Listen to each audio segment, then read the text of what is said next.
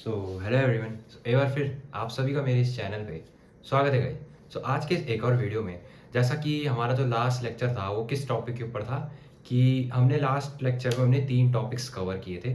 तो उन्हीं 3 टॉपिक्स के बाद हमने एक और टॉपिक लेकर आया है आज की इस वीडियो में, जिस टॉपिक का नाम है force between two infinite parallel current carrying wire. जैसा कि मैंने लास्ट लेक्चर में आपको थोड़ा सा क्या बोलते हैं, एक टाइप से आपको वो दिया था, थोड़ा सा हिंट दी थी मैंने आपको कि इस टॉपिक में हम क्या पढ़ने वाले हैं। तो चलो आज के इस वीडियो में हम डिस्कस करते हैं। और स्टार का मतलब ये है कि जो ये आपका टॉपिक है ये काफ़ी इंपॉर्टेंट रहने वाला है बोर्ड के पॉइंट ऑफ व्यू से, तो इस टॉपिक को स्किप मत करना, ठीक है। ये बहुत ही इंपॉर्टेंट टॉपिक रहने वाला है, इसलिए मैं बोल रहा हूँ आपको, और इसलिए मैंने यहाँ पे इसको स्टार मार्क से रिप्रेजेंट किया है। तो चलिए फिर आज के इस टॉपिक को हम स्टार्ट करने वाले हैं। तो बेसिकली इस टॉपिक का मतलब ये है कि हमारे पास कुछ इस तरीके से दो इनफाइनाइटली लॉन्ग वायर होंगी, कुछ इस तरीके से दो, जो कि आमने सामने एक दूसरे के पैरेलली हमने रखी हुई होंगी, ठीक है। और उन दोनों वायर्स में करंट भी फ्लो हो रहा है, ठीक है सर, ये लो करंट फ्लो हो रहा है। तो अब हमें ना कैलकुलेशन किस चीज़ की करनी है, जैसे कि यहाँ पे लिखा है force between these two wires, की मतलब इन दोनों वायर्स की वजह से जो फोर्स होगा हमारा वो हमको बेसिकली कैलकुलेट करना है, सिंपल। तो आज की इस वीडियो में हमारा यही गोल रहने वाला है कि इन दोनों वायर्स के बीच का हमको फोर्स को हमने निकालना पड़ेगा। तो यार एक चीज़ सोचो, पहले हम एक काम करते हैं। देखो करंट तो चलो ठीक है, अपोर डायरेक्शन में दोनों वायर्स में फ्लो कर रहा है।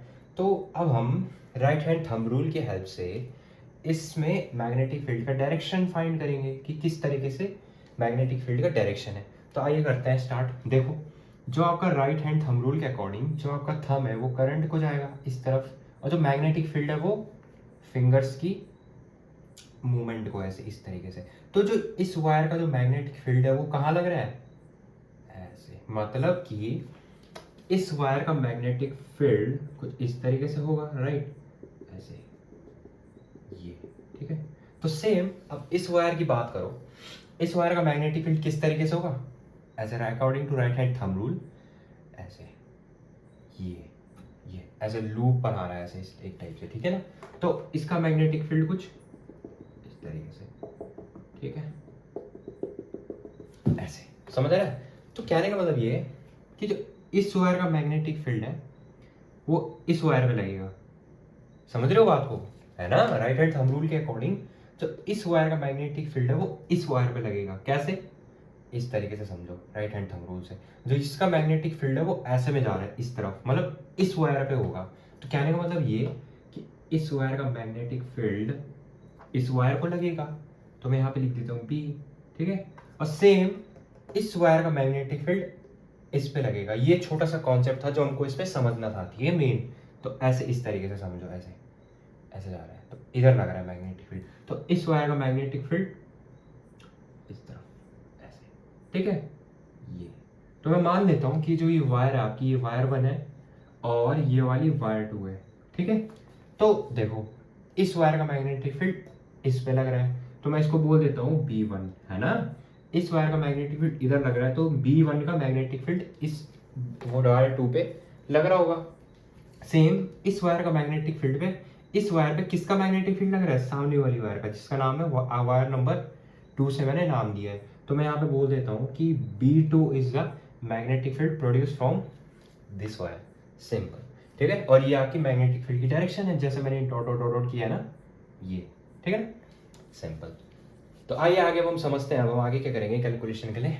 देखो जैसे कि हमने एम्पियर सर्किट लॉ में हमने पढ़ा था, है ना, पहली एप्लीकेशन पढ़ी थी कि long infinitely current carrying wire के लिए हमने उसके अराउंड में जो मैग्नेटिक फील्ड प्रोड्यूस होता है वो कितना होता है, मतलब, है ना, हमने उसकी कैलकुलेशन करी थी। तो किस तरीके से करते थे हम, आप सबको पता होगा, उसकी जो इक्वेशन आई थी वो क्या आई थी, mu naught I by 2 pi R, इस तरीके से कुछ आ रही थी, राइट, है ना। जब हमने इसका यूज किया था ना, ऐसे BDL mu naught times of current enclose, ये एक तरह से एम्पियर सर्किट लॉ के हेल्प से हमने इसको डिराइव किया था, है ना, इसकी इस लॉन्ग करंट कैरिंग वायर की वजह से, ठीक है। तो इससे ये यहाँ पे डिराइव हो गया, सिंपल सा, ठीक है। तो चलो ये बात तो हमको पता चल गई कि magnetic field for this infinitely long current carrying wire की वैल्यू कुछ इस तरीके से होगी आपकी, ठीक है। तो अब एक चीज देखने वाली है इसमें कि जो B1 की वैल्यू होगी वो ये होगी, ठीक है, म्यू नॉट टाइम्स I1, है ना। जो B1 की वैल्यू होगी वो यही वाली होगी, राइट। तो इस तरीके से मैं इसको यहाँ पे अब ब्रैकेट में बंद कर दूंगा। अब सेम B2 के लिए हम वैल्यू निकालेंगे, तो B2 के लिए क्या आएगी वैल्यू, कुछ इस तरीके से आएगी, ठीक है, ये ऐसे, ये ठीक। तो अब एक बात बताओ मुझे, मैंने आपको क्या बताया था पिछले लेक्चर में, हमने इससे प्रीवियस लेक्चर में हमने एक चीज़ पढ़ी थी कि इस करंट कैरिंग वायर की वजह से यूनिफॉर्म मैग्नेटिक फील्ड में उसका जो फोर्स निकल के आता है वो उसकी वैल्यू क्या होती है, जो हमने निकाला था क्या था, F is equals to BIL sine theta, right. तो इसको मैं मान लेता हूँ इक्वेशन नंबर 1, ठीक है। ये चीज़ हमको पता थी तो हमने ये निकाल के रख दी। तो अब ध्यान से समझो, अब हमें करना क्या है कि इस वायर का फोर्स इस पे कैलकुलेट करना है और इस वायर पे लगने वाला फोर्स इस पे कैलकुलेट करना है। मतलब कि कुछ इस तरीके से ना कि force on first wire due to second one, तो इस तरीके से force on second wire due to first one. इन दोनों का मतलब ये कि F12 का मतलब ये कि force on this wire due to this one, है ना। क्योंकि इसमें जो करंट प्रोड्यूस हो रहा है तो इसका मैग्नेटिक फील्ड इधर लग रहा है और इसमें जो करंट प्रोड्यूस हो रहा है इसका मैग्नेटिक फील्ड इधर लग रहा है। तो इस वजह से मैंने यहाँ पे इसको इस तरीके से लिख दिया कि हमें इस तरीके से कुछ इसमें काम करना है। तो फोर्स ऑन पहले हम इसकी कैलकुलेशन करते हैं, ठीक है, सिंपल सी इसकी कैलकुलेशन करेंगे। ये तो चलो सिंपल वैल्यू थी, ये तो हमको एम्पियर सर्किट लॉ से पता चल गई, तो ये अब आप तो आपको ध्यान रखनी पड़ेगी, ठीक है। तो मैं इसको एक काम करता हूँ साइड में लिखता हूँ ताकि थोड़ी जगह मिल जाए हमको, ठीक है। चलो फिर से लिखते हैं, ठीक है, ठीक है। चलो भाई, फोर्स का जो फॉर्मूला आपका वो क्या होता है भाई, BIL sine theta, right, BIL sine theta. तो इक्वेशन 1 इसको मान लो, ठीक है। अब देखो, अब हमें ना force on first wire due to second wire, अब हमको इस वायर पे लगने वाला फोर्स जो कि इसकी वजह से लग रहा है, इसमें मतलब कि इस वायर पे लगने वाला फोर्स जो कि इस वायर के मैग्नेटिक फील्ड से इधर लग रहा है, समझ रहे हो बात को। तो हमें इस चीज की कैलकुलेशन करनी पड़ेगी। तो किस तरीके से लोगे, देखो BIL, पहले तो तुम फॉर्मूला लिख दोगे एज इट इज। अब जिस वायर की बात हो रही है, कौन से वायर की बात कर रहे हो कि हमें भाई इस वायर पे फोर्स निकालना है, मतलब इस वायर पे जो फोर्स लगेगा, अगेन आई रिपीट, इस वायर पे जो फोर्स लगेगा वो इस वायर की वजह से लगेगा, according to right hand thumb rule. ऐसे इसका इफेक्ट इधर लग रहा है और इसका इफेक्ट इधर लग रहा है। तो यहाँ पे इस केस में मैग्नेटिक फील्ड किसका होगा, सेकंड वायर का, तो लिख लो B2। अब ये तो चलो रही बात कि ये तो इस वायर का इस पे लग रहा है तो हमने B2 लिख दिया सिंपल सा कि वायर 2 का मैग्नेटिक फील्ड भाई जी इस पे लग रहा है, सिंपल। तो अब करंट किसका होगा, जिसकी हम फाइंड कर रहे हैं, I1। लेंथ भी किसकी होगी इस वायर की, L1। इस तरीके से समझ आ गया, क्योंकि यहाँ पे ही सब लोग कंफ्यूज होते हैं।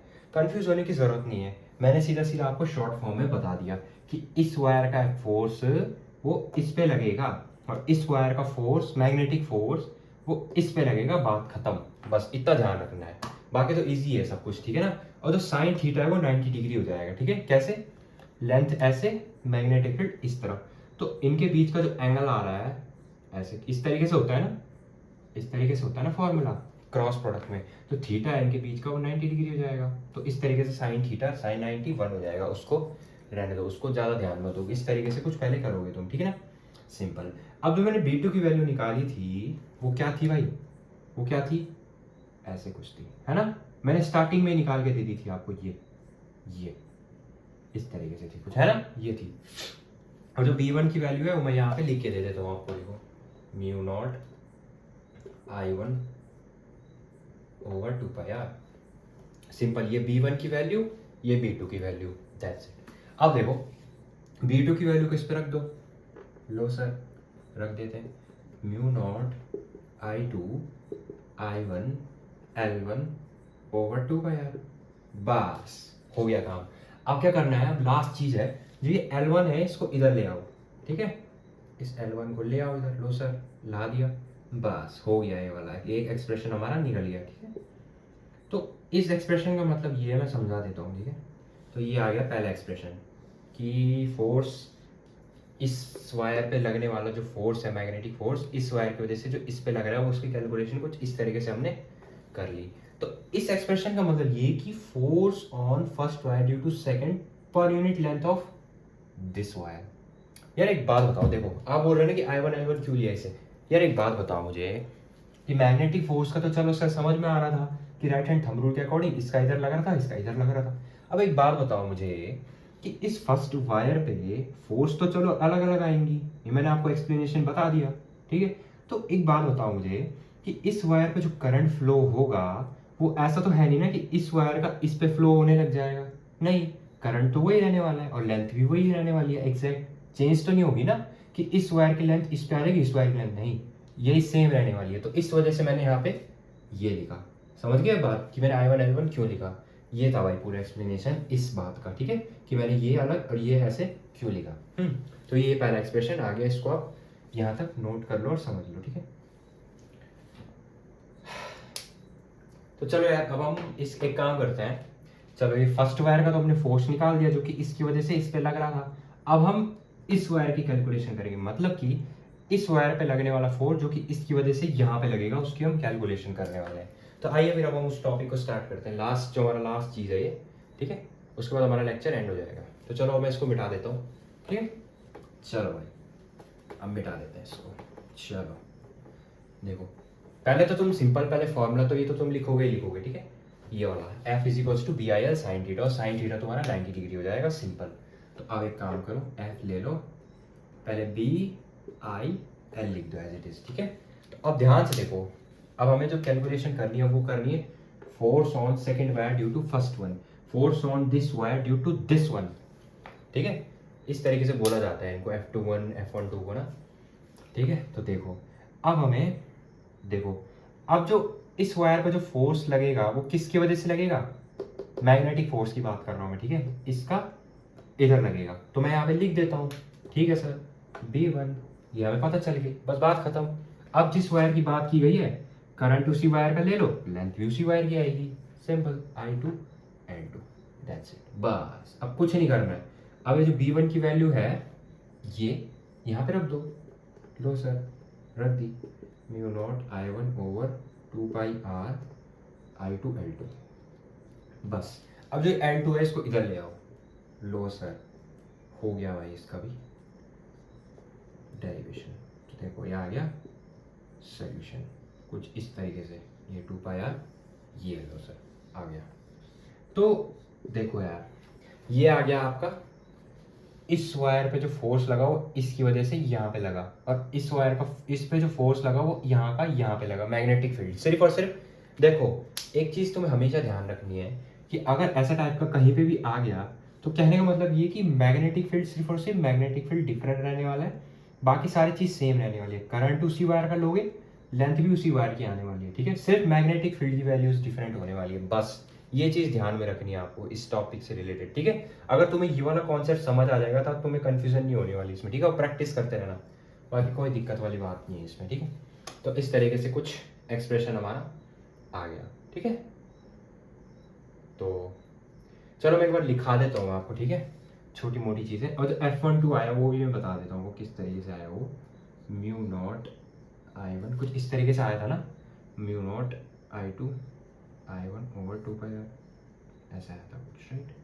तो ये आया था L1, है ना, ऐसे इस तरीके से आया था कुछ। इन दोनों में डिफरेंस क्या है दिख रहा होगा आप सबको, आई होप सो, है ना, पता चल रहा होगा आप लोगों को कि जब हम सेकंड वायर की बात कर रहे थे, मतलब कि इस पे निकालने की बात आ रही थी, तो लेंथ L2 से पता चल रहा है कि इस वायर की बात हो रही है कि लेंथ 2 मतलब ये वाली वायर की लेंथ। और इसमें देखो, और इसमें जब हम बात कर रहे थे, हम इस वायर की बात कर रहे थे कि इस वायर पे कितना फोर्स लग रहा है, तो फोर्स तो इसका आएगा, मतलब मैग्नेटिक फोर्स इसका लगेगा।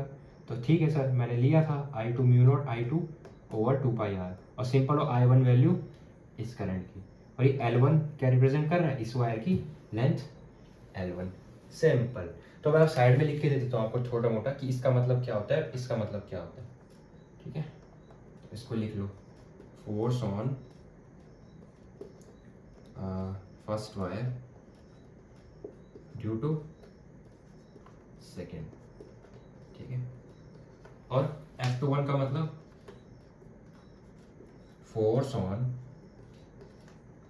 Second wire due to first, ठीक है। तो ये था इनका, मतलब इस तरीके से इनको बोला जाता है, ठीक है। आई होप आपको ये छोटी मोटी बातें पता होंगी, नहीं पता है तो आप लिख लो, ठीक है, ये पूरा नोट कर लो आप, कोई दिक्कत नहीं, कोई इशू नहीं। So that's all in this video.